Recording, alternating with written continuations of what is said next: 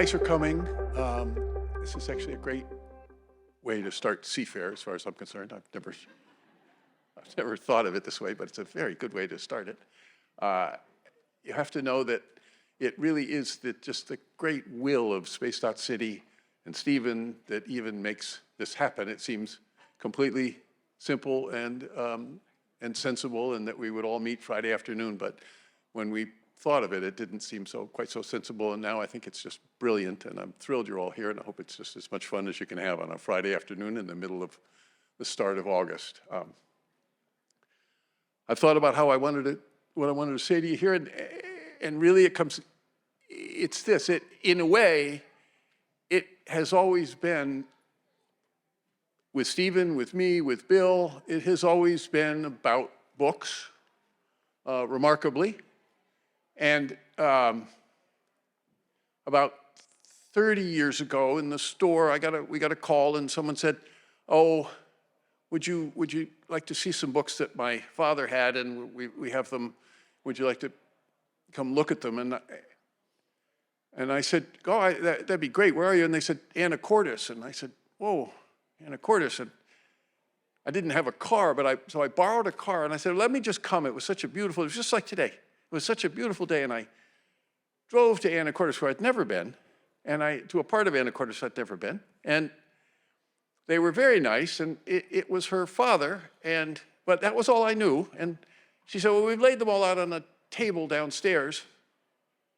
And I said, "Great." And it was just a kind of a day off. It was a beautiful day to take a drive, and she took me downstairs, and there were these rec tables, and there were these books laid out, and it really was, well, never in my life will I see such a collection of books, ever.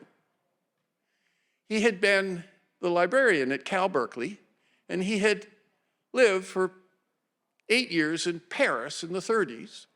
He had books that Cezanne had worked on. He had Piranesi. He had 4 sets of Piranesi. He had Mendelssohn books. He had every book of 1930, of a man who loved books.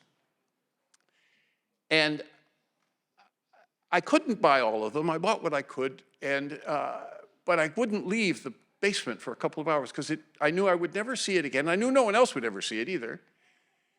And I brought some of them back, and I took them to the store. The store was closed, and I looked at them, and I thought, my God, it always has been about books.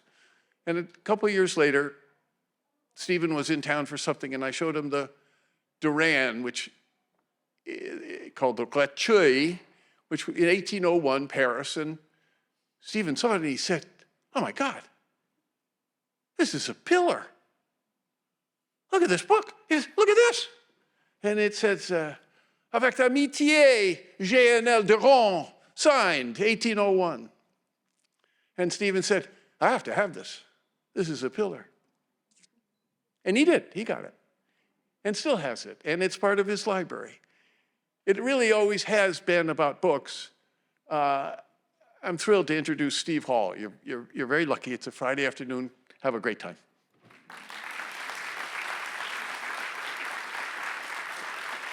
Thank you, Peter. Thank you, Peter. This will be about books. This is about 2 books. The first one is Anchoring, a book I wrote in 1989, where I was forced with an early invitation to show my work at the Museum of Modern Art, and I was scared, really scared, and I said, I can't put these projects up without my manifesto. And at that time, it was postmodernism, and then deconstruction had just came in to kind of blow away postmodernism. And I decided to write this theory that every building should be about the site and the circumstance and the place. And architects shouldn't carry a design style from one site to another site.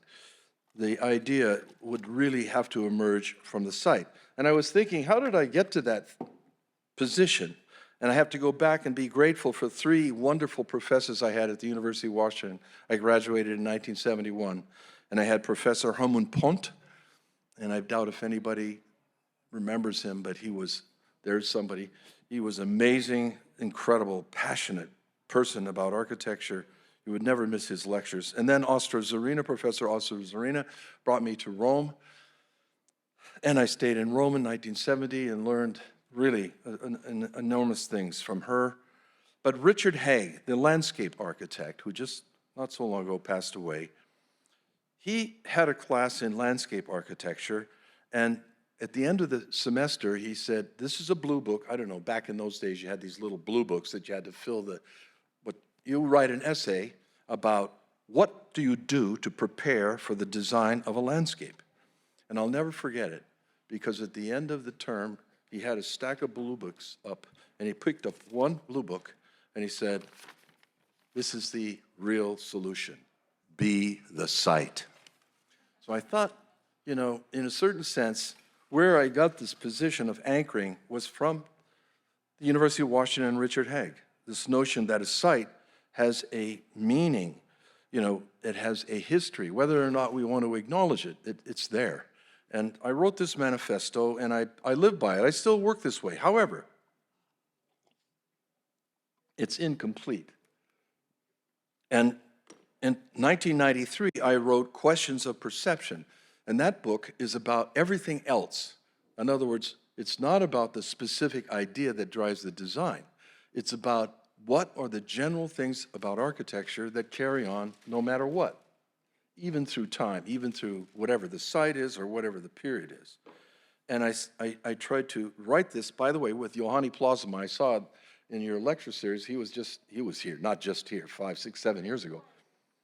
But the interesting thing about, one of the reasons we're here is the 25-year award of the Chapel of St. Ignatius. We'll get that to the end. But the interesting thing is these slides were part of a lecture I gave in 1993, 29 years ago. I think Father Cobb was in the room for the interview of the chapel. And I talked about these general aspects. And by the way, the book was published 2 times or 3 times in Japan by ANU, and they were wonderful. Nakamura gave an advance to do this work. And then it was published another 2 times by William Stout in San Francisco, but it's out of print now, and you can't find it. But anyway, the different categories still hold. When we think about how do we experience a building, it's an enmeshed experience. It's either enmeshed in the landscape around it, or it's enmeshed in the urban surroundings. We only get partial views of buildings, and I think that's a principle that I've been holding in my mind for 29 years. And that was a storefront for art and architecture. And this is a famous photograph where you're sitting in the barber chair, but the photograph shows the reflection of the building across the street through a screen door. So the actual experience of being in that place is enmeshed. The idea that you move through space like a sequence, just like music works. Architecture is a series of spaces that you move through. It isn't just an object, or it isn't just one space. It's one space after the next space after the next space. And this idea was really in my mind for the Kiasma Museum that we won in 1994 and built and opened in 1998 in Helsinki, and I was just there. It's been restored. But that was a sequence of 21 galleries that all have natural light, and you reach the end one. It's like a crescendo at the end. But this idea of overlapping space was always. And the idea of when you're making architecture in a city, it isn't a planimetric thing, You don't draw the plan and then check the perspective. You draw the perspective and then draw the plan afterwards. And that's kind of a way I've been working on master plans ever since for the last 29 years. I won't go into it, but these principles that are in this book are something and that was even in the Chapel of St. Ignatius. How did we design? We didn't design it as an object. It was designed from the inside out, a series of models, a series of looking at the spaces from the inside and then understanding. And the notion of color is a very important. It has to be, it's a poetic element in architecture. And at that time, we did a place where it was only reflected color.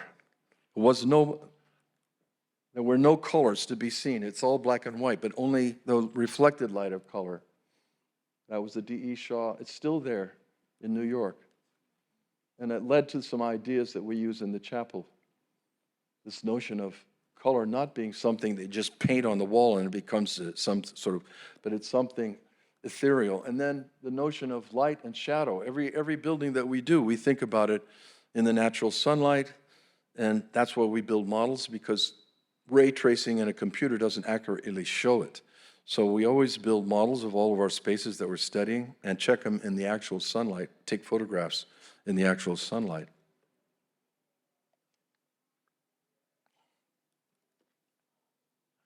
This is James Turrell's first piece in Santa Monica, where he put tape on a storefront window in his studio, and he removed some of the tape and noticed how the light worked. And this notion of light as a kind of, someone asked me, what's your favorite material? And I said, light. It's free, and it's a beautiful material.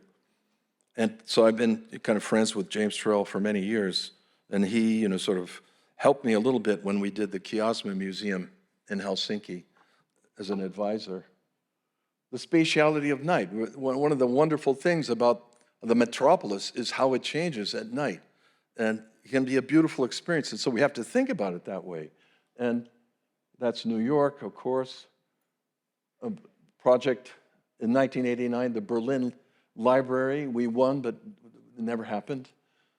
The first project I drew in New York in 1978, Bronx Gymnasium Bridge, this bar of light in a thin gymnasium. The notion of time, later on I wrote another work about color, light, and time, and we talked about different types of time, duration. Bergson says, it isn't really time that's important, it's duration, how one experiences it. So you can have a single day that seems to last a lifetime, or you can have 3 years that were thrown away, like our COVID years, right? I mean, they were just, in a way, they're gone. I mean, I'm lucky I wrote 220,000 words during the COVID thing. Anyway, we'll see if, Peter will see if I'll ever get that published, but that's what I was doing during that terrible time. But light is a measure of time, and in our chapel, in our Palazzo del Cinema project, that's really a way of making space, is the way the light changes, and to understand it. I grew up in Manchester. We just came from there. We still have a cabin. I'll show you a picture of it in a minute. But I often think that because of that way of growing up, where the sunlight comes on Puget Sound and you see the ripples of the light on the ceiling, that was maybe built into my bloodstream. And every building that I work on, I try to engage water. And I just, your body is 3/4 water, the earth is 3/4 water. I think it's an important aspect of experience. And that section is called Water, a Phenomenal Lens. There's Fukuoka, our first building of any consequence in Asia, 1992. The sound, of course, and we were just speaking about the acoustics in the chapel and how that works.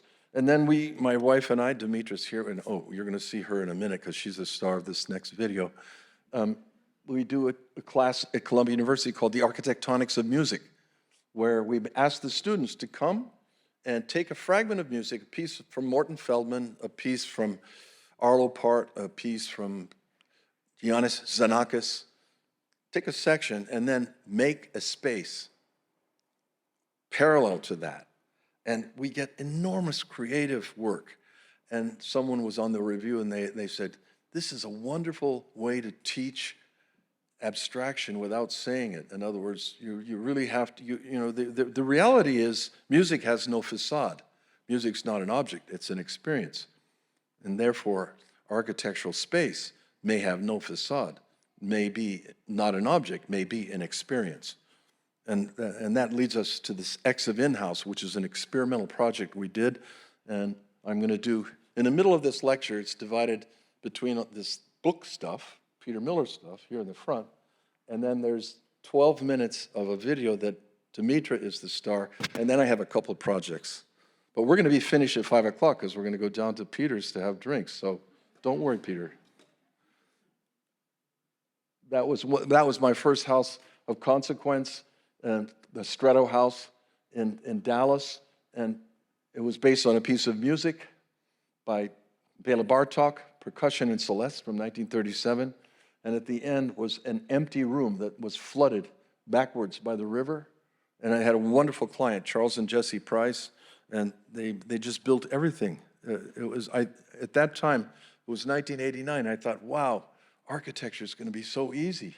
If you get clients like this, they just build everything. I remember, I know you're probably, a lot of you are struggling architects trying to get the fee or whatever. And I remember I put down an AIA, I gave Charles and Jessie Price an AIA contract. I mean, I'm just starting out. I had 3 people, 4 people.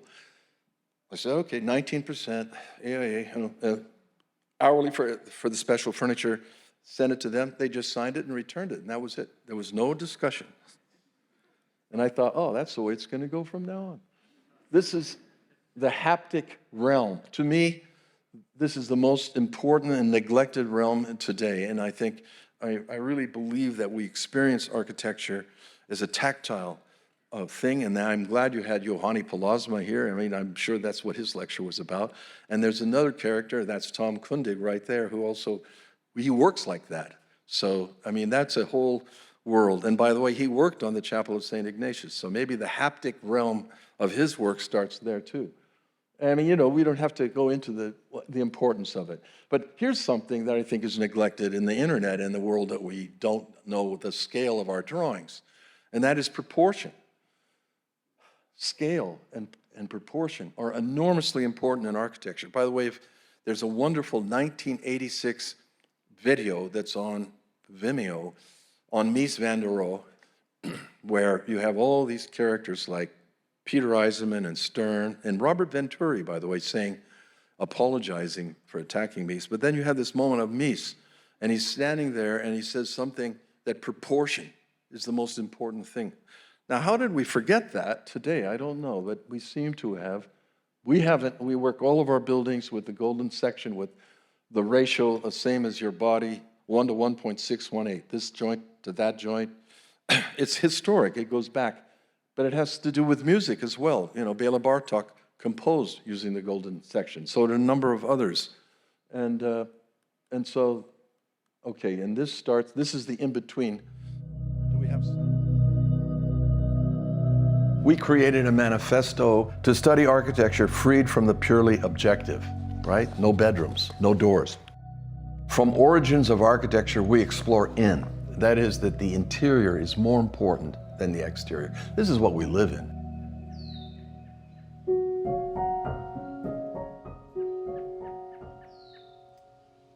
I'm Stephen Holl, architect, and we're here at the X of In House in Rhinebeck. And I'm Dimitra Tsahrelia, an architect as well, who contributed to the design of this house. This project started really as research, a kind of experimental project in our studio. So we started with Peter Sloterdijk's trilogy about spheres, his 3 volumes. We wanted to work with the ideas that he was working with. You're born in a sphere, the uterus. You come out into the sphere of your family. You inhabit it, the globe, and then there's a kind of idea of the foam of the universe and the political foam of reality. What we did was we made a bunch of drawings and made models where we had a trapezoidal volume and it was being intersected by spheres. And what we were interested in was the interior. And we called the project Explorations of In, X of In. And that's how this house got its name, because it came out of these models and these drawings.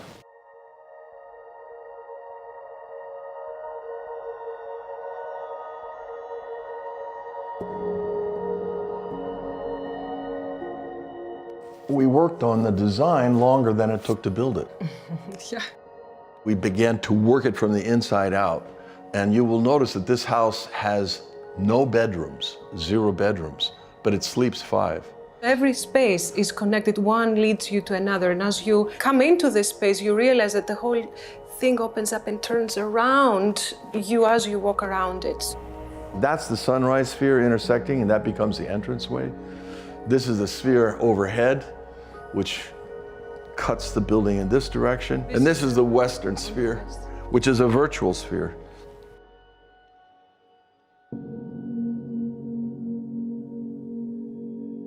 So this is the entrance of the house. This sphere that we just entered in is facing east, and you can see that the whole materiality is made out of wood, and all the details you see are built in and designed from us to fit in that concept and in this space. The space out of this first sphere opens out into the living room, into the kind of main space, and you kind of slightly go down, and the space opens up in a kind of generous height. It's a very small footprint. It's only 980 square foot, but because of the kind of volume of space, you have a more generous experience. And then the living room is also built in. The space kind of slightly goes down to form the kitchen area. Living happens between those two different planes. The furniture is mid-century furniture. Otherwise, it is designed by Holl, and you can see the materiality. The stair is crafted out of mahogany. There is solid wood everywhere that you see the frames of the windows and doors custom made. Even the carpet is a Holl carpet. The kitchen steps down as it follows the topography outside and the rest of the side stepping down, and there is a cross breeze coming from those two doors that open up, and you see the bottom of the sphere. You realize you're underneath that space that opens up, and looking out to it, you see the sun in the night. It brings light down from the space above. From here, you can open out into the garden and you can sit outdoors, so the inside-outside works here beautifully. The furniture is designed by Steven, very simple. We call this the A chair. And the kitchen is also all made out of wood. Every cut in the space has to do not only with the natural daylight that comes in during the day, but also with the way the night experience works. We respect the experience of the darkness, the subtlety of dimness of the light. So all of these windows and cuts towards the interior become spaces where one room illuminates the other, one space brings light into the next. And it opens up, of course, into the big sphere in front of us on the west that brings the last light of the day in as the sun sets. This space faces to the west on the Hudson River, and you can actually sit here and relax and contemplate and look out into the forest and down into the kitchen. And that's a kind of connection space as well. The light fixtures are actually part of the concept models that initiated the design of this house. This is actually the west cut. This window is right in here. So if you invert the spheres, you get the negative space, which is the house itself. So this conceptual model we like to explore in all different scales and make it part of the experience of the house. These light fixtures are printed out of corn-based bioplastic. That's a 3D printing material. The geometry forms this kind of cutout that provides privacy for the bed next to the window with a natural ventilation. This piece of the bathtub was crafted by Javier Gomez, our contractor. So all the details that you see are handcrafted, and the whole house is made like a piece of furniture. It's made like the interior of a guitar or a piece of instrument, and it's crafted with lots of care for every detail. And here is a very exciting space as you go up over the sphere that we entered the house. And this space is meant to be a kind of raw space where you see the structure of the sphere, you see the ribs that they had to cut to form the interior, where they shaped the wood in this kind of curved layers. And that's also a very exciting spot as you come up, and you have this nook that's very private, And then also you can look down and the entire space opens up in a kind of big surprise, I think, as you really are up against the ceiling and the space slopes down into the open living room. That's really a space of compression and decompression and looking out. Water is life. This water pond literally brought life onto the site as we position it to the south. And not only does it activate and illuminate the interior with water reflecting through into the interior, but it also, with the water lilies that we brought into this pond, brought the frogs in and the turtles. And they are really a beautiful company to have in this surrounding.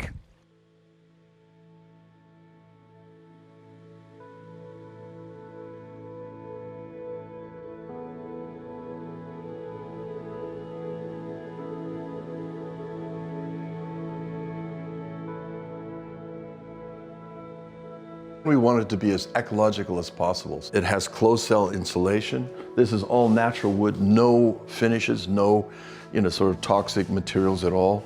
Even the wooden windows are all solid mahogany cut and without any finish on them. That's a natural pine board floor, and it has a geothermal heating and cooling system, and that works perfectly. In the wintertime, it can be 0 degrees outside. It's 70 in here with the radiant floor. And in the summertime, we're using that same 51 degrees. That's 300 feet below the surface of the earth and cooling it. The water here is natural well water. We get 8 gallons per minute at 300 feet, and it's pure water. It's very pure, so there's no chlorine in it. And even the facade is made out of a special stucco that's called Poraver. And that was an experimental application. This material is made out of 100% recycled glass. And it's very lightweight and porous. So the concept of the sphere that goes into all the different scales of the kind of human experience comes down to those tiny little 1 millimeter. So no fossil fuels, geothermal heating and cooling, organic materials, preserve the natural landscape, 30 acres of preservation. I just saw a wild fox the other day running out of an orange wild fox. There's a pond with frogs and turtles. They eat the mosquitoes. You can have water that comes off of your roof, collect all your rainwater, but if you make it ecological, that is turtles and frogs, you don't have any mosquitoes. The most important thing is nature. Preserve what's here and allow for the wildlife to exist around the house. So when you come and look out the windows, you see you're surrounded by animals and the sound of the frogs and the turtles passing. The way to make this abstract thinking of the sphere into a site-specific project is how to orient it so that the light comes in and works within the space in these different times of the day. The way this roof is sloping to the south made a perfect place for the solar panels to come on, and all these different adjustments that happened once you know this is a location. And the passive aspect in terms of the energy use, the way it's isolated and works with natural ventilation has also to do specifically with this location. So this is the future, right? We're living at a time, in a place. Different places in the world have different conditions of right now. And we're lucky to be in the Hudson Valley. It gets cold, it snows, but that's part of the excitement. Big, nice snow, outside. Moonlight reflecting on snow coming in through these round windows, gorgeous. Absolute silence, stars in the sky, and then autumn. This is all orange and yellow and red out here, like New England is. I grew up in Seattle, and the trees just don't turn, kind of a pale yellow. Here you get bright orange and red and yellow and some green mixed in. So it's like living in a painting in fall. We've entered a new phase in humanity where we actually understand the brain in ways we never understood it before. There was that old adage that Winston Churchill said, first we shape our buildings and then they shape us, right? Well, that was 1944. This now we know is somewhat true. So in a certain sense, we passed into a new phase of understanding the importance of architecture. Light, space, volume is very important to human existence, to psychology. There's a kind of winter sickness where there's not enough light in a space. But now we also understand that daylight and the way the seasonal light works on your body and your psyche through your brain is something that architecture can contribute to health. The first thing we did is we commissioned the great poet Robert Kelly to write a poem about this property. And he spent 2 months working on this poem, Phases of the Earth. Where he says, so poetry and music make time pass, and architecture makes space pass into meaningful form. No, I mean architecture makes music stand still. That's more like it. Here, time turns into space. That's one of my favorite moments of that. What is time? What is space? How can poetry and art and architecture connect? How do they connect?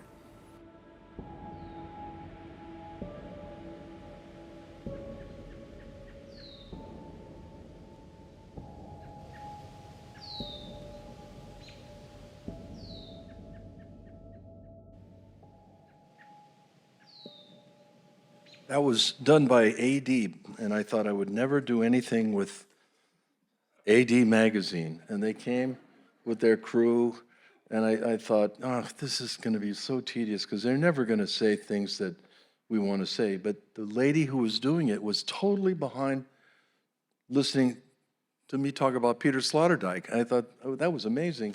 And over 300,000 people have looked at this video. And the other thing about this project is Dimitra, who's a genius, has Airbnb'd this house. So all the money we lost buying 30 acres and then keeping it as a preserve and building this little house, crazy, to do it, now it totally pays the taxes by itself, and people come, and it's full of architecture books, so they get to learn about our architecture. It becomes another way to think. How could you work today very idealistically? And I think that would work in the Pacific Northwest, where you buy 30 acres and you totally preserve it and build a small, totally idealistic building and make that preserve, for nature. I mean, I really believe in the work of E.O. Wilson. He wrote a book called Half Earth.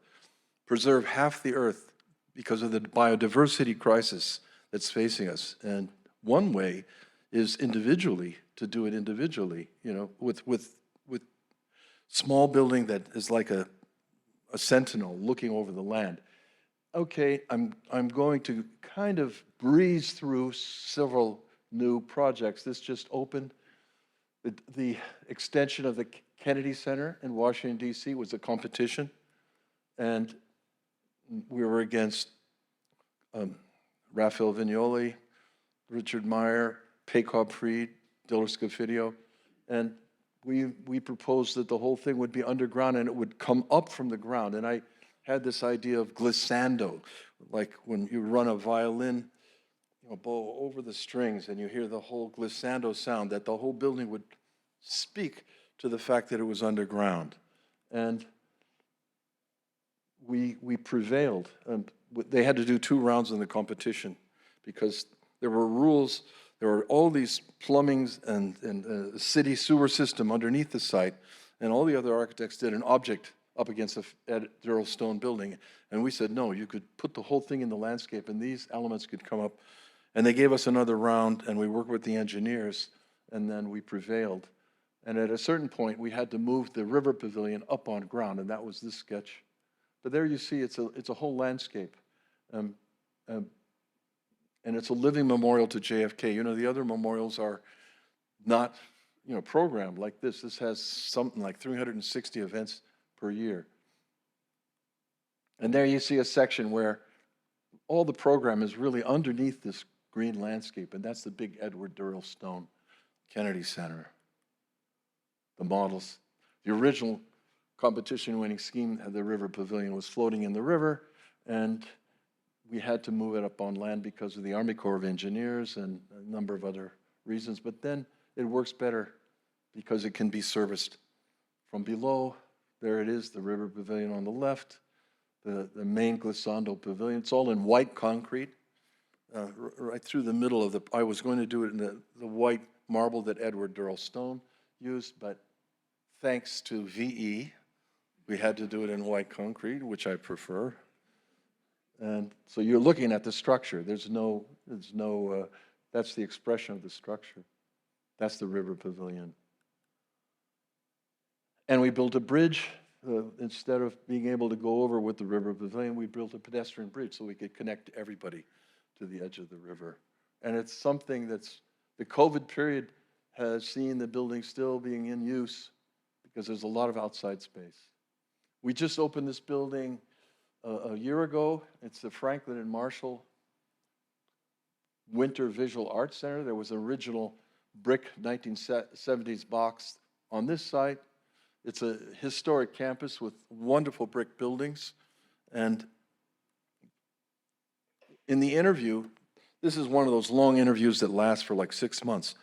And they went to buildings and they wouldn't tell us who we were against. And so in the interview, in fact, we did it from Greece. This drawing was done by Zoom or Skype from Greece. And I said, Franklin and Marshall, you know, Ben Franklin, and I remember the story of him in a rainy night running his kite out and having lightning strike it and understanding electricity, this idea of a kite. And Marshall was a lawyer, he's heavy, it's about law. So I said the light and the heavy. The building could be just about the light so that in a way that you could look through it. And then a second idea I had, which was much more articulate, and that is the trees on this campus are enormous, and they're really old, like 300 years old. So it's a living arboretum, this campus, in Lancaster, Pennsylvania.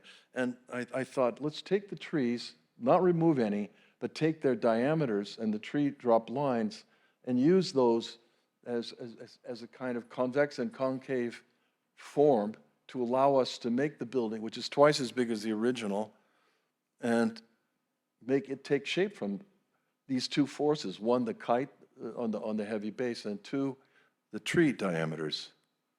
And there are a number of sketches. And also the structure down below is just two concrete cubes. And then up above, it's like a box kite, very lightweight steel frame. We could organize it because the way the rooms would lay out, we could run the trusses the full height of the whole building. So it ends up being very light. And it's art. It has an auditorium, graphic art, sculpture, painting, drawing. Then the underside is a kind of New England blue that reflects in the pond. And I think these are model shots. And there you see the lightweight kite frame and the TNG Doug fir ceiling that was put in by Amish. This is Amish country. I really love the way they still drive horse and buggies and wear their blue shirts and their pork pie hats. They came and put this TNG wood in a week. And there you get a feeling of how the trees and the way this building is working against the trees. And that's a water retaining pond for the whole campus. This is on the edge of the downside edge of the campus. This is a project we opened in 2017 on my 70th birthday, Maggie's Cancer Care Center in London, the only project really I've ever done in London, but I studied there. I studied at the AA there. So it's a very central site, right in the middle. And the idea was a thing within a thing within a thing, that you would have a kind of soft bamboo interior, a concrete frame that was like a hand, and then a musical score that would wrap the whole building. And this is next to St. Bart's Cathedral, which is ancient, and it goes back so far in time that the monks used a special notation called Neum notation. And I wanted that to bring a kind of life to the interior. There's a model that was on view in our recent exhibition. And there you see the Neum notation. So Neum in Greek means breath of life. That's what Dimitra said anyway. And that was a wonderful exercise because we didn't know how we were going to do that. We couldn't afford to do leaded glass or something like that. And we discovered a new type of material with Ocalux, which is a super insulating new material for glass. And you put a color between the inner and outer layer, and it's UV safe, and it glows on the daytime, it glows on the inside, and on the nighttime, it glows on the outside. And this is Hunters Point Library, opened in 2019. A little tiny building, but it's among all these big condominiums that are kind of sprouting up all over in Manhattan. And I think I owe the reason that this building exists to a congressman, Jimmy Van Brenner, because one of the developers that were doing these condos said, oh, you can have the bottom 3 floors of our tower for nothing if you just give us your site. And he said, no, the library should have a presence of its own, even though it's small. And so he fought for that, and that was why this thing became, it's very prominent. It's between the United Nations and Lou Kahnt's memorial, and then there's our site. And the idea of the book, I always, everyone said, and at this time, this was 2016, no, actually, earlier, they were running a program at Columbia at the end of the book, libraries. It was a studio for libraries. The students were doing libraries with no books. So boring to say that. And I said, look, this is about the digital and the book in balance. These are all computer desks. Computer desks. And then on the front side, as you look up, there are books. So it's a balance. It's both. And the library then, when it went vertical, by the way, you could build this as a single-story building. But Jimmy Van Brenner said, no, we want a presence. We want to be able to see Manhattan, and we want the building to have a presence in Manhattan. So he was another great ally to be able to build this thing vertically. And so I had the idea that as you move up against those stacks, the building would just cut the path of the movement. And there are a number of models, hundreds of models were built, and that's the actual structure. By the way, the cuts, and there you have the children's library on the right, but the cuts are actually cut through the structure, and Nat Oppenheimer did a beautiful job of building a building with no columns and letting the concrete structure be the whole story of the building. And that's the children's wing, wonderful bamboo plywood where they can play, and it has a presence at night. And here we are in the middle of Manhattan. And by the way, my office looks at Hudson Yards. And I thought, I would rather just do this little library than any of those buildings in Hudson Yards. Really, they're so awful. I don't want to say, I shouldn't say negative things in a happy lecture, but I'm very proud of this little building. It's tiny. And this is the Glassell School of Art in Houston. That, again, the structure this was a competition against Snøhetta and Tom Main, and they were requiring you to build a 7-story parking garage so they could free up the site on the right for the museum. And the parking garage was supposed to be behind this Glassell existing building. And we said, this is really stupid. To build a parking garage, first of all, you could put the whole thing underground, and in the future, they'll need a bigger school.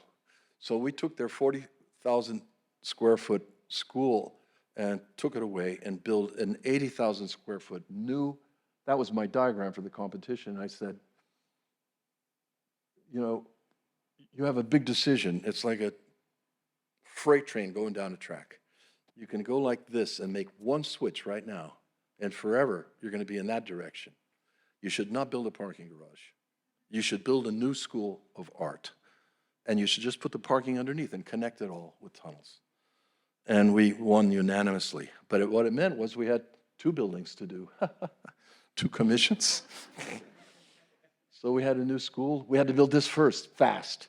And it's all raw on the inside, and the concrete, the structure is the form. And there you see the whole project. Phase 1 is on the left, and phase 2 is on the right. And it's a very simple plan. It's just an L. You enter in the corner, and all the structure is on the outside. And we found a precast company in Waco, Texas. They could do all these pieces. And they were finished when they came in. They sandblasted them out of the precasting form, brought them in on big trucks, And those things are what hold up the building. So the slope of the terrace, and this is a roof terrace that overlooks the whole campus, is picked up again. And there's already operable windows. Those are little squares, natural light and ventilation to all the studio spaces for the school. And at the moment, at the sort of corner entrance, there's a sort of amphitheater for everyone. And there you see the construction. So the tectonic, the haptic part is really the structural pieces. And there's a Chiita sculpture in front of the building. And there's the final building on the right. You see this new building now overlooks the whole campus.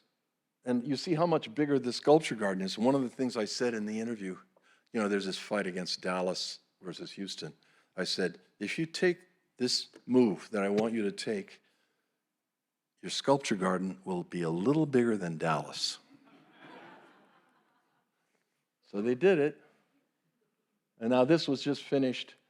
And this is a big museum extension, and it was about light coming from the Texas clouds, the notion of the Texas clouds pushing down on the building and causing a warp in the ceiling, and that let the light. And another thing about a building for a museum is we always think about the inside first, not the outside. So the movement through the spaces, that overlapping perspectives, a series of spaces, and not to have any dead end runs in a museum, always being able to have a gallery closed off, but not have dead end runs. And so we start doing that kind of design. And, we go through a lot of schemes and a lot of different, iterations. A huge model archive now that we just built in Rhinebeck, collecting all of our models. And then it opened during the pandemic. And I won't go into detail. Live oak trees were preserved in Houston. They're very important trees. The idea of the outside of the building was a cold jacket. The idea that you would trap the heat and let it go up the facade. And, these giant sandblasted glass tubes are hollow, and they're hollow at the bottom and hollow at the top. So when the sun hits the building, it draws, by the chimney effect, it draws the air up across the building, and it reduces the solar gain by about 80%. And that was a success. And that's why the building has this strange appearance. It has these cold jacket elements all around it. And there you have the Noguchi, fantastic sculpture garden of Isamu Noguchi, which is and then Olafur Eliasson did a tunnel. That's our shapes. He just hung those lights in there, and he got credit for the whole thing. That's what an artist does. He just gets credit for whatever he touches. Anyway, it's there. You see the glacelle on the left and the museum on the right. And this is going to open in about 3 months, 2 months. The Rubenstein, and this is what I was going to tell you, Jerry. I'm glad you came because I was going to show you. I was going to send you these slides. This is the Rubenstein Commons. This is where Einstein did his last work. It's in Princeton, the Institute for Advanced Studies in Princeton. It was a competition that we won, and the idea really was that the whole building is the idea of the program of the Institute, the nature, the science, the arts, and all these things intertwining. The space merging with natural phenomena, reflection and refraction. And the idea that when you walk through here, you see the outside and the water because it's such a strange geometry. And then you have these billowing roofs. There you see the space curves, which is a kind of Einsteinian, concept, space curves. And you can see there's 5 space curves that make up the layout of the building. Otherwise, it's almost just a one-story building. And you see how it relates to the original Einstein's office is on the building on the left in Holl, 1939. So I took that copper roof aspect and I took it over to this side. By the way, I was walking with Rem Koolhaas. We were in the competition. We're walking along the campus. We're all working together. There's Todd Williams and Billington. And I'm looking up at the copper roof and I'm writing it down. And I'm talking to Rem. And I said, don't look at my notebook here. I don't know what I said. And he was really angry that he lost this competition. Anyway, that's a long story. And so it's been a long time, and it's getting finished now. You see the terrazzo floor and the light. It has that kind of flowing space. I'm really excited to see this and the way that the space curves bring the light in a different way. And then I had to check with the elders and get approval. And and now I just end with coming back home.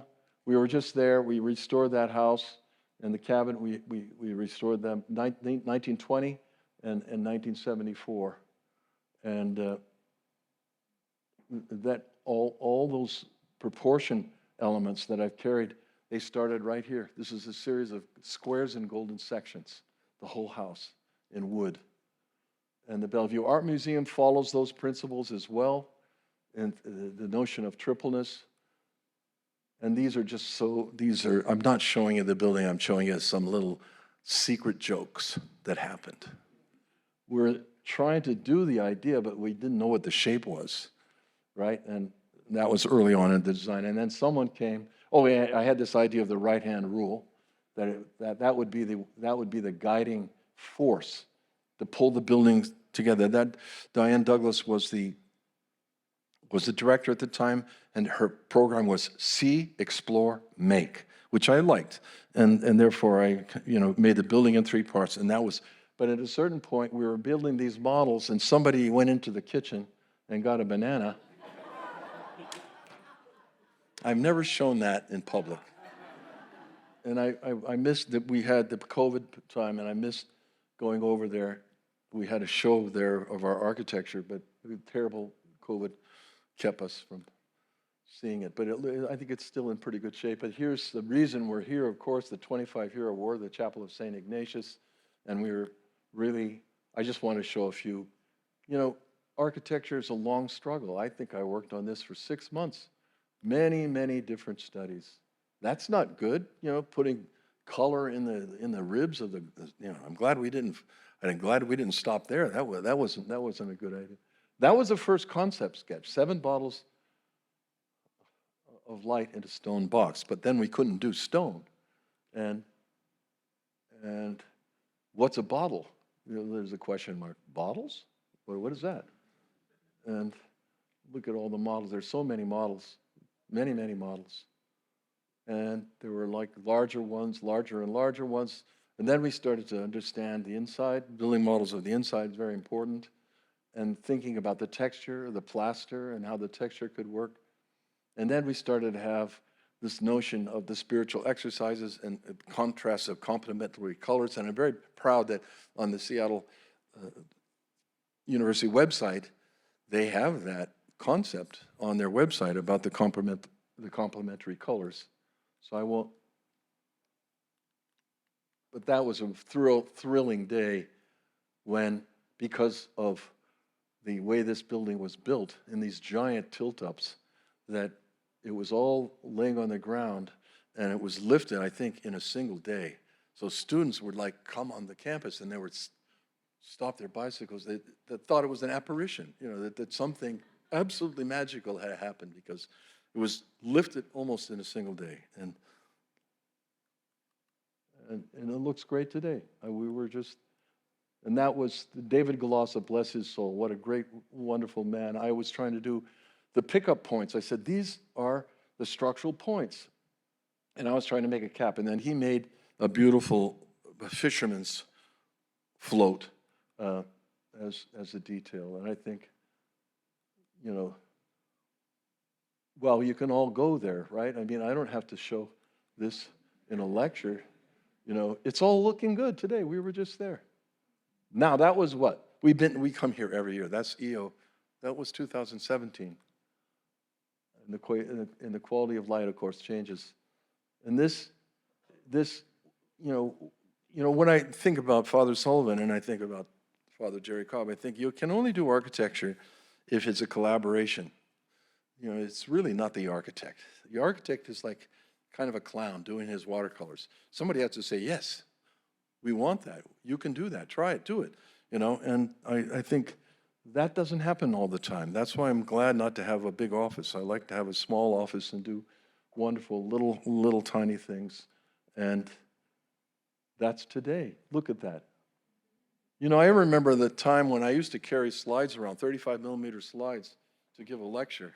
And I just sent back to New York. We were there at 1 o'clock. And I said, could you put this in today's talk? Because we were just there. And there's Dimitra and Thevos and EO and Father Jerry Cobb.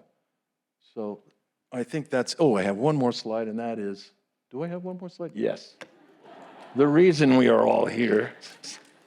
And we're going to go down to Peter's and buy as many books as possible. You know, architecture bookstores, you know, used to be the cultured place. And I went to New York, there were 4.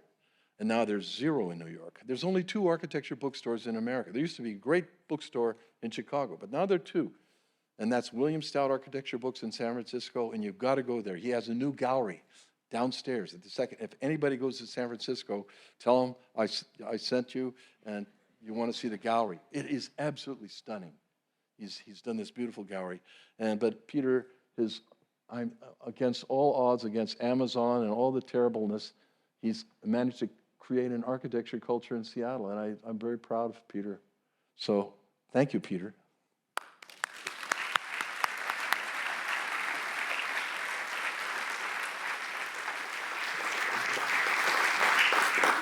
Stephen. That was a beautiful talk. I'm so happy to have you here. Thank you to all of our supporters and sponsors. Thank you to Peter. Thank you to our volunteers. And I think he's going to sell a couple books, but we're mostly going to run along to his shop for a cocktail party. So hope to see you there. Great.